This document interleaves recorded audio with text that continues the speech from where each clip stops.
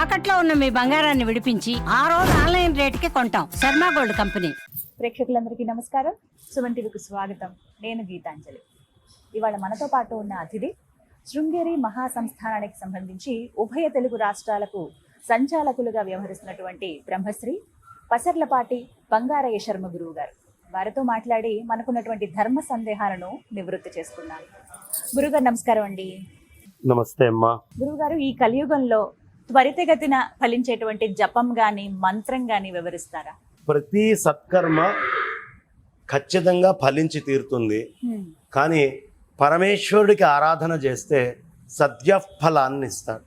అప్పటికప్పుడు గణపతిని ఆరాధించిన, చండీ అమ్మవారిని ఆరాధించిన, హనుమంతుణ్ణి ఆరాధించిన కలౌ హనుమత్ చండీ వినాయక, ఈ ముగ్గురు సద్యఫలాన్ని ఇస్తారు. ఇంకొకటి గోసేవ సద్యఫలాన్ని, సమస్తమైనటువంటి పాప పంకిలాన్ని సత్వరమే దూరం చేస్తుంది. అందుకని ఎవడు గోవుల మధ్యలో ఎక్కువ సమయం గలుపుతాడో వాడు ఖచ్చితంగా వాడు పొందాల్సిన ఫలాల్ని అతి వేగంగా పొందుతాడు అని చెప్తూ ఉన్నారు. తర్వాత మంత్రాలు, జపాలు, అనుష్ఠానాలు వీటికి వచ్చేటప్పటికి ప్రధానంగా మనకేదో ఒక కర్మ అడ్డం పడుతూ ఉంటుంది. ఈ అడ్డం పడేటటువంటి కర్మని తీసేసేటటువంటి శక్తి జపానికి ఉంటుంది. అది ఒక్కొక్కడి కష్టానికి ఒక్కొక్క విధమైనటువంటి జపము ధర్మశాస్త్రాలు చెప్పబడ్డాయి. అయ్యా మాకు బాగా ఎక్కడ చూసినా కూడా వర్షాలు లేవు, బాగా కరువుగా ఉంది అన్నప్పుడు వేదం చెప్తుంది, కారీరి ఇష్టి వృష్టికామోయజేత. కారీరి అనే ఇష్టి పూర్తి చేయవయ్యా, ఆ ఇష్టి అయ్యేటప్పటికి నీకు వర్షం వస్తుంది. అంటే కొన్ని మంత్రాలు, కొన్ని జపాలు కొన్ని ఫలితాలను ఇస్తాయి. మన సమస్యకి ఏది జపము, ఏది చేయాల్సినటువంటిది, ఏది ఏ ఫలాన్ని ఇస్తుంది అని ఎవడు తెలుసుకుంటాడో వాడికి దానికి తగ్గటువంటి ఫలం వస్తుంది. అన్నిటికీ ఒకటే మంత్రం ఉండదు. మా దగ్గర ఒకటే పుస్తకం ఉందండి, ఇదే మొత్తం అన్నిటికీ చెప్తుంది అని అనుకోక్కర్లేదు. కొన్ని వేల లక్షల గ్రంథాలు ఉన్నాయి, అన్నిట్లో అనేక రకాల సమస్యలకి సమాధానాలు ఉన్నాయి. జపం అంటే ఏ విధంగా చేయాలి? అనుష్ఠానం ఉండాలా? నిత్యం చేసుకునేవా? ఏమన్నా పర్వదినాల్లో మాత్రమే చేయాలా? ఏమన్నా తిథుల్లో మాత్రమే చేయాలా? ఇలా ఏమన్నా ఉంటాయా? ఇప్పుడు నువ్వు చెప్పిన అన్ని రకాలు ఉన్నాయమ్మా జపాలలో. నిత్యము చేసేటటువంటి జపాలు ఉన్నాయి. లేదండి ఇది ఆదివారం పూట రాహుకాలంలో చేస్తే చాలా విశేషము, ఇది మంగళవారం చేస్తే చాలా విశేషము, ఇది ఆ దేవతా ప్రీత్యర్థం, ఇది సోమవారం నాడు చేస్తే గొప్పదండి అని వారాలలో చేసేటటువంటివి కొన్ని మంత్రాలు ఉన్నాయి.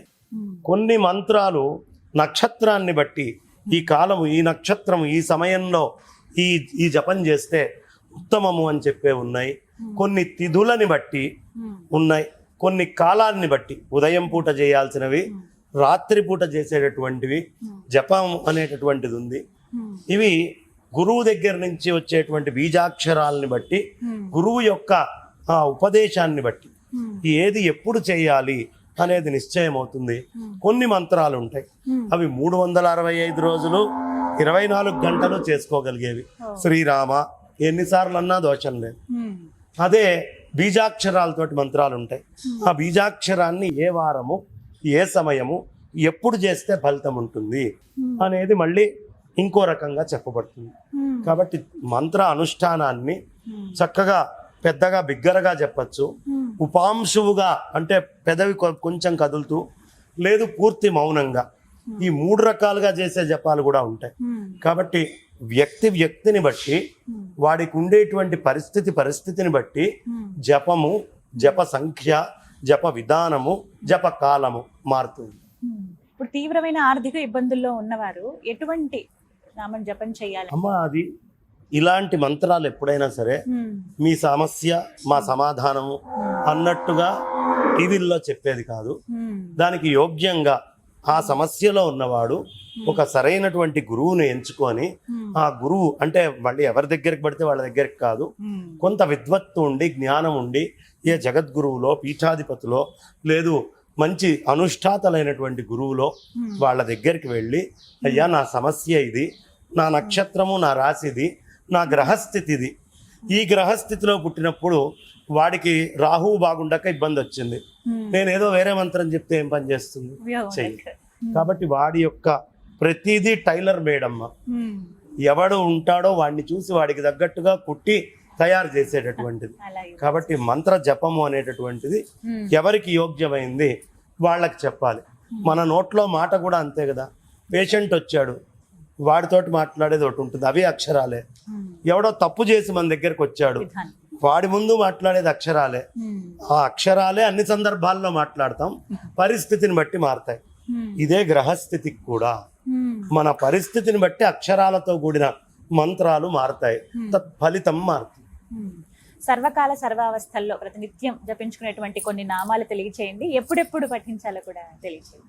కేశవనామాలు ఎప్పుడైనా చెప్పుకోవచ్చు. కేశవ, నారాయణ, గోవింద, మాధవ, ముకుంద, ఇది ఎప్పుడైనా చెప్పుకోవచ్చు. ఇవన్నీ శ్రీరామ, హే కృష్ణ, హరే కృష్ణ, జపం కూడా చేయొచ్చమ్మా. శ్రీరామనామం జపం చేయమని సాక్షాత్తు పరమేశ్వరుడు చెప్పాడు. శ్రీరామ నీ నామం ఎంతో రుచిరా అని అనుభవించిన రామదాస్ చెప్పాడు. కాబట్టి అనేక మంది మహాత్ములు స్మరణము మరవకురా, నామస్మరణము మరవకురా అన్న త్యాగబ్రహ్మ శ్రీరామనామాన్ని, శివనామాన్ని ఆచరించాడు, శివ పంచాక్షరినే. కాబట్టి మనకి ఎప్పుడూ ఇదమిత్తం అని ఏది ఉండదు. కానీ ఈ నామాలన్నీ సర్వనామం చక్కగా అందరూ చెప్పుకోవచ్చు. మనకి పేర్లు పెడతారు చూడమ్మా, ఆ పేర్లన్నీ కూడా ఎప్పుడైనా స్మరించుకుండే నామాలే. బీజాక్షరాలతో వచ్చేటటువంటిది హ్రీం లలిత అని ఎవరికి పెట్టరు, లలిత అని పెడతారు.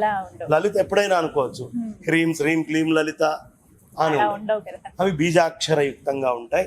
అందుకని మన పేర్లు ఏ విధంగా ఆలోచించి పెట్టారో నామాలు కూడా పలకగలిగేవి అని దాని అర్థం. పలకకూడనటువంటి నామాలు పేర్లలో పెట్టరు. కొంతమంది చెబుతూ ఉంటారు, మాకు గురువులు ఎవరు అందుబాటులో లేరండి, సాక్షాత్తు దక్షిణామూర్తి స్వామివారిని గురువుగా భావించి మేమేదన్నా ఒక మూల మంత్రం విని ఎక్కడైనా అవి జపం చేసుకోవచ్చా, అవి ఫలిస్తాయా అని అడుగుతూ ఉంటారు. అంటే ఏకలవ్యుడిలాగా అంత భక్తి శ్రద్ధలు ఉంటే చెప్పలేం. కానీ ఈ కలియుగంలో, ద్వాపర యుగంలో ఉన్న ఏకలవ్యులు చాలా తక్కువ. వాళ్ళని వాళ్ళు సమర్థించుకోవడానికి 100 చెప్పేవాళ్ళు ఉంటారు. నిజంగా అంత స్థితిలో ఉంటే వాళ్ళకు నమస్కారం. లేని వాళ్ళు ఎవరైనా అలా అనుకోని చేస్తే, ఈ సర్జరీ నేర్చుకోకుండా ఆపరేషన్ చేసిన వాడి పరిస్థితి ఏదో వాడి పరిస్థితి అదే. వీడు పాడవుతాడు, ఎవడి కోసం జపం చేస్తున్నాడో వాడు నాశనం అవుతాడు. కాబట్టి ఉభయభ్రష్టత్వం కాకుండా గురువు దొరక్కపోవడం అనేది ఎప్పుడూ సృష్టిలో ఉండదమ్మా. గురువు సృష్టి నిండా ఉన్నాడు. అలా గురువు దొరకని వాడికి మంత్రం అక్కర్లేదు, వేదాంతం నేర్చుకోవచ్చు, చెట్టును చూసి ఉపకారం చేయడం నేర్చుకోవచ్చు, నీళ్లను చూసి ఆర్తిని తీర్చడం నేర్చుకోవచ్చు. అలా ఒక్కొక్క భూతాన్ని చూసి గురువుగా భావించి ఒక్కోటి నేర్చుకోవచ్చు. కానీ బీజాక్షరాలు మంత్రాలు నేను నువ్వే అనుకోని చేస్తాను అంటే తప్పు. అలా చేయకూడదని చెప్తారు. ఇది ఒక హెచ్చరిక, ఒక అవేర్నెస్ కూడా. సంతోషం గురువు గారు, ధన్యవాదాలు.